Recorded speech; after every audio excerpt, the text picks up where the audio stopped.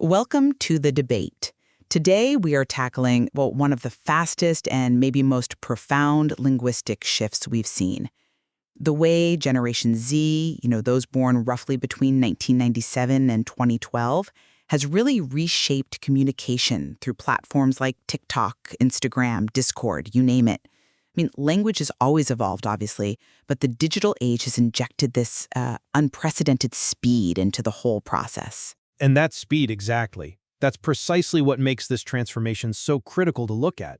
It's not just changing vocabulary, the words themselves. It's fundamentally altering how we structure ideas, and I think crucially how durable those ideas end up being. Right. So the central question we really need to dig into is this.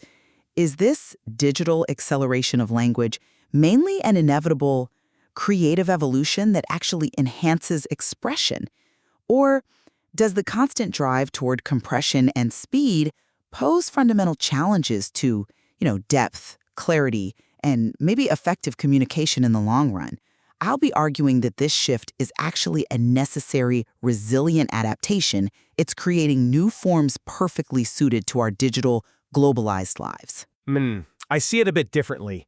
While I absolutely acknowledge the immense creativity that's on display here, and the sheer speed of adoption is undeniable, I'm going to argue that this fundamental shift risks weakening communication skills that are really vital outside of these quick digital exchanges. And I think it dramatically reduces nuance, especially in more serious discourse. Okay, I can see why that tension exists, absolutely. But I think the evidence points towards a much more positive interpretation, honestly.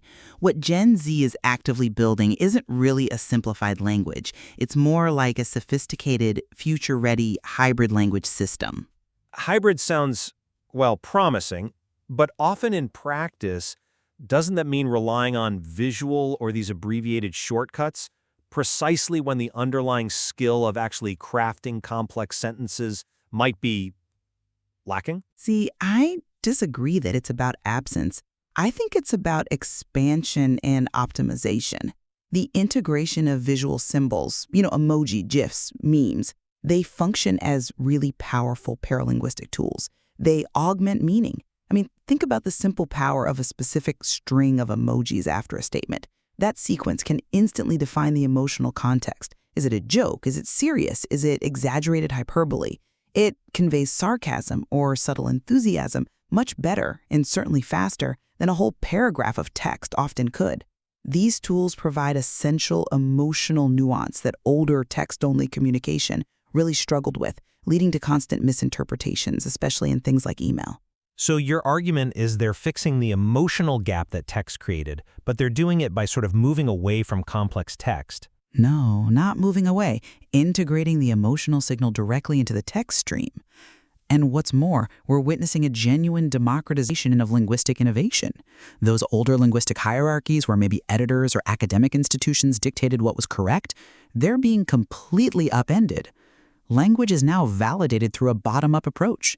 A single person on TikTok can coin a new term, and if the collective, the users, find it useful, it gets validated globally, sometimes within 48 hours. That speed is fascinating, I grant you. But it's also slightly terrifying, isn't it? But that speed proves language is truly alive. It's dynamic, it's endlessly adaptable, it's responding to cultural and technological pressures almost instantly. I appreciate the focus on adaptability, I really do. But I just don't buy that the outcome is wholly positive when you look at the trade-offs. My core concern really stems from the consequence of language being relentlessly compressed and accelerated, as you said. Purely for the sake of efficiency and immediacy, you highlighted the goal, transmitting maximum meaning in minimal time. Which is pretty essential for communicating instantly with potentially millions of people, right? Sure, for certain types of communication. But this reliance on constant abbreviation, acronyms, initialisms, this relentless drive to replace words with single letters or images, it leads critics, and this includes many educators, to argue that this may fundamentally weaken writing skills and reduce nuance, especially when complex explanation is actually required. It feels like we're prioritizing immediate comprehension over the ability to articulate complexity. But are those two things necessarily mutually exclusive? I think the evidence suggests they're often in tension, and beyond the individual skill set. This rapid linguistic flux creates real, concrete social and educational friction. Think about the emergence of rapidly shifting slang. While it certainly acts as a vital badge of belonging for the global Gen Z community, it simultaneously creates these significant generational divides. Educators find themselves perpetually bewildered, sometimes unable to communicate effectively with students about serious subjects, because the shared lexicon is constantly fracturing beneath their feet.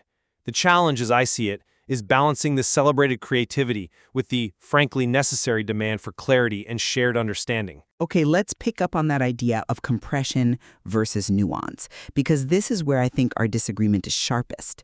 You suggest that platforms encourage brevity, prioritizing speed over complexity, and that this fundamentally reduces the capacity for nuanced expression. That's absolutely right. The technological constraints themselves, whether it was, 280 characters on Twitter back in the day, or the current demand for a 6-second video narrative on TikTok, they actively demand the sacrifice of complexity. If an idea genuinely requires 500 words to be fully nuanced, and the platform only rewards, say, 50 words and 3 emojis, well, the nuanced idea simply loses out. That's an interesting structural analysis, though I would frame the outcome quite differently. The shifts we're observing aren't necessarily towards simplification, I don't think. They're leading toward a necessary multimodal future of communication. The goal isn't reducing nuance per se, it's about maximizing meaning transmission across different sensory modalities in the absolute minimal time and space. Wait, hang on. Are you saying that using an emoji is basically the same as using a carefully chosen descriptive adjective? In function, yes, arguably, but faster and often with more universally understood emotional weight. Think about how Gen Z uses these globalized semiotic codes, emojis, hashtags, even formatting conventions like using title case versus lowercase to signal tone as almost a universal digital grammar. This allows for a fluidity and a shared meaning regardless of the speaker's native tongue. This inherently reflects Gen Z's interconnected global culture. It lets them communicate rich ideas across borders where pure, complex text may actually fail because of language barriers. So I see it as an enhancement of expressive possibility, not a reduction. I agree that the cross-cultural speed is impressive, but if the codes themselves are constantly shifting, does that stability truly exist? I mean, how can a system be considered reliable if the dictionary is essentially being rewritten daily? I'm still hung up on how this affects the fundamental writing skills required for, say, sustained argument or complex analysis. Well, the skill set is shifting, I'd argue, not diminishing. They have to be adept at code switching constantly between formal and informal, written and visual, textual and symbolic.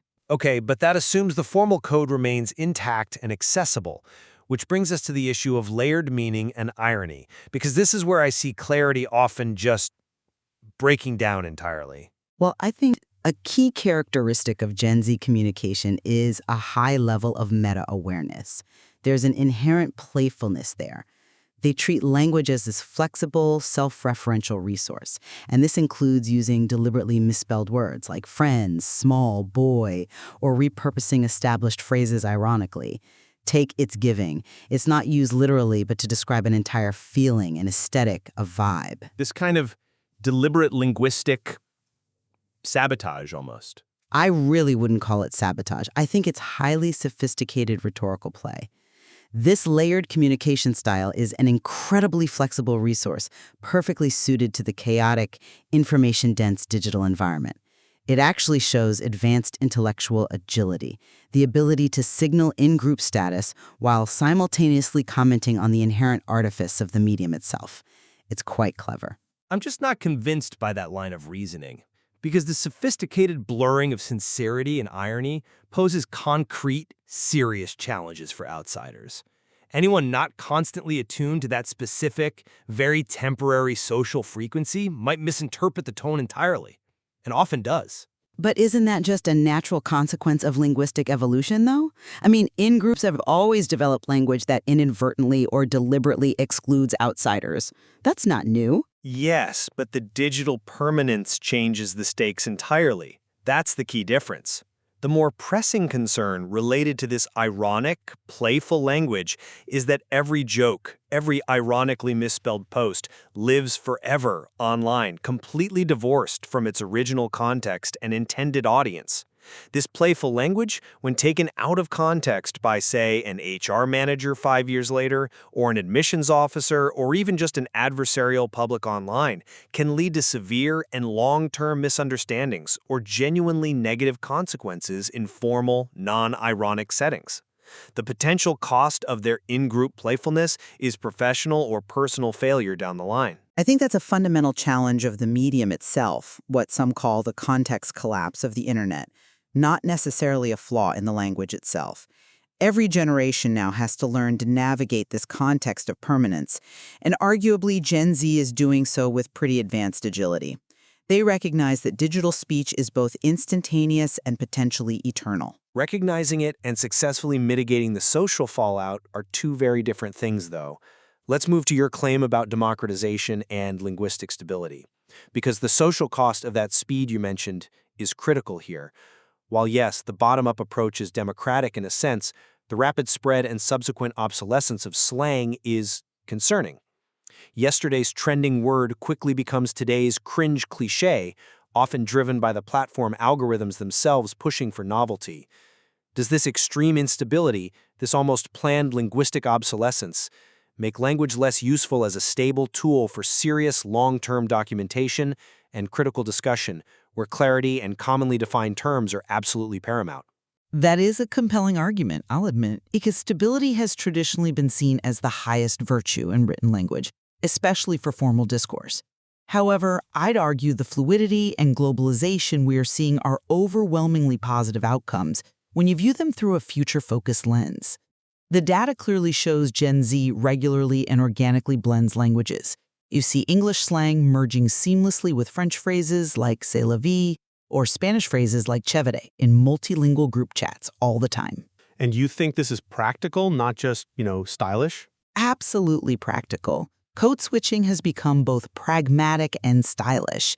This fluidity directly reflects the deep interconnectedness of Gen Z culture. And actually, I think it ensures the language remains highly adaptable to new emerging technological mediums. Think about AI, virtual reality, augmented reality.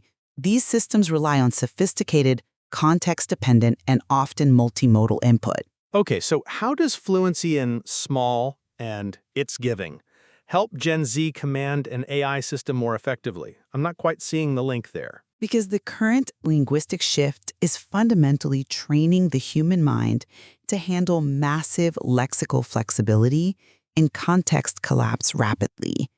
When you're communicating with a sophisticated AI model or navigating a mixed reality environment, stable, centuries-old English grammar and vocabulary often struggle to describe new concepts or nuanced digital emotions effectively. Gen Z's agility in creating, adopting, and understanding new lexicon almost instantly is the human interface preparing itself for the future of information processing. A language that is constantly defining and redefining itself is arguably more robust and resilient to change than one reliant on rigid historical structures. I can see the argument for adaptability, but I still worry about the cognitive cost and the societal cost. If educators and scholars have to constantly scramble simply to keep up with the slang that changes every 6 months, the energy that could be used for teaching complex ideas about, physics or history is perpetually diverted toward just defining basic conversational terms. That feels like a systemic loss of focus. But dictionaries and institutions have always scrambled to keep up with language. They're just doing it faster now because the entire process of linguistic change itself is practically instantaneous. Gen Z is essentially accelerating the natural life cycle of language. They aren't waiting 50 years for a word to become official. They're validating it themselves in real time. Acceleration, yes. But we have to weigh that speed against precision and against the long-term utility of the tool itself. Language is fundamentally a tool for building shared societal knowledge, and a tool that is constantly changing its shape is inherently difficult to wield accurately for complex tasks. My core takeaway here is that what we're witnessing isn't language breaking down at all. It's language successfully adapting into faster, multimodal, and globally connected forms, The material, I believe, demonstrates conclusively that language's resilience is stronger than ever. Gen Z isn't breaking communication. They are building the next essential framework for it, one that's ready for a highly technical, deeply interconnected future. I agree. There is incredible creativity, and the unprecedented global reach is undeniable. But the transformations we're witnessing highlight essential trade-offs that we simply must acknowledge. This acceleration creates systemic challenges to clarity and potentially social cohesion.